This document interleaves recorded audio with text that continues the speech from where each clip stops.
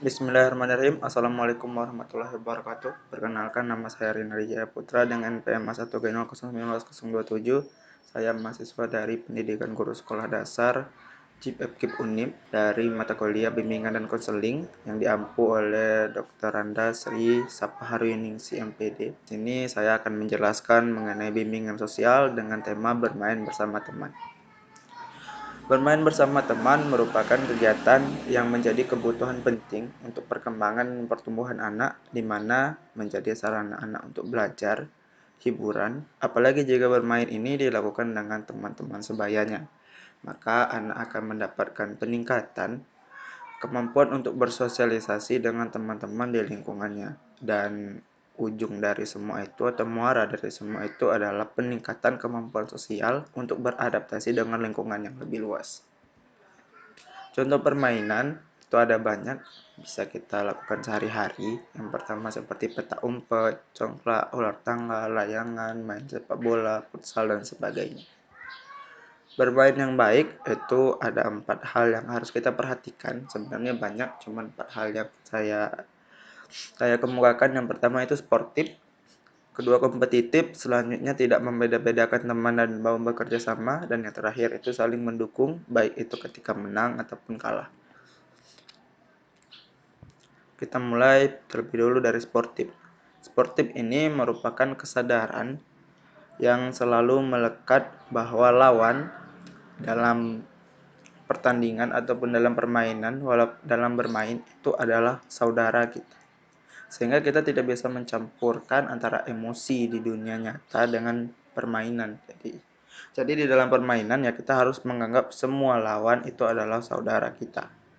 Di mana sportif ini merupakan sikap mental yang menunjukkan martabat kita sebagai seorang pemain yang profesional. Selanjutnya itu mengikuti aturan permainan. Nah, dalam sportif ini juga kita harus mengikuti aturan permainan. Walaupun sebenarnya ya, bermain itu tidak memiliki aturan, tapi dalam permainan itu biasanya kita menyepakati dan membuat aturan untuk kita mainkan.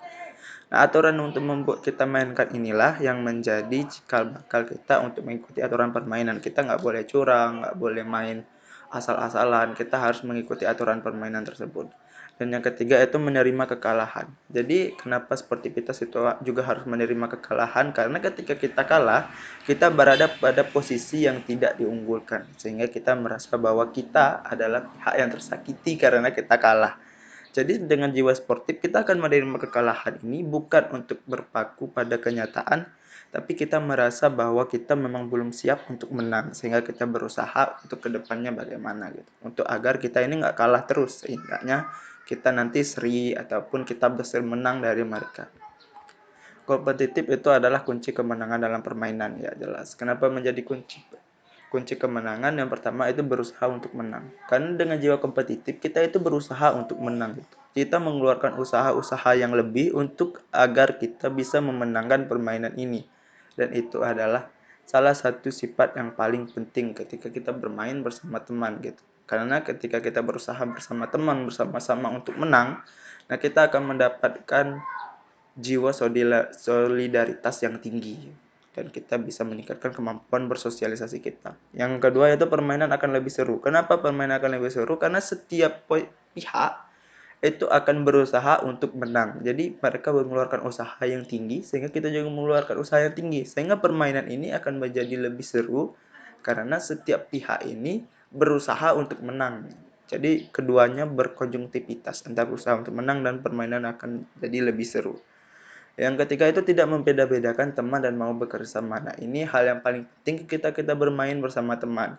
Yang pertama itu bekerja sama. Kita harus mampu bekerja sama dengan teman-teman kita, baik itu setim yang kita mau ataupun yang kita pilih.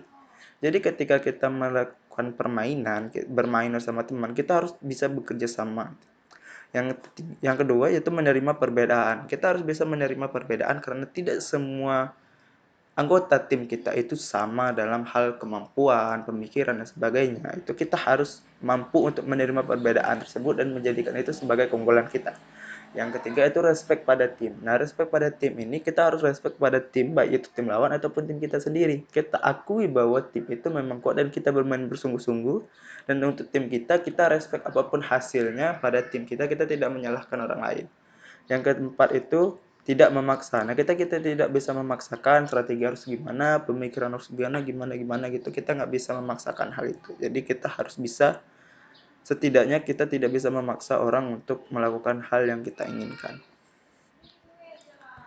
Yang terakhir itu saling mendukung baik menang ataupun kalah. Ketika kita menang, kita harus bisa mengakui kemenangan kita ini. Kita tidak bisa merendahkan kemenangan kita karena itu adalah hasil jerih payah kita. Jadi ketika kita bermain bersama teman, kita harus mengakui bahwa kemenangan adalah ketika kita unggul gitu.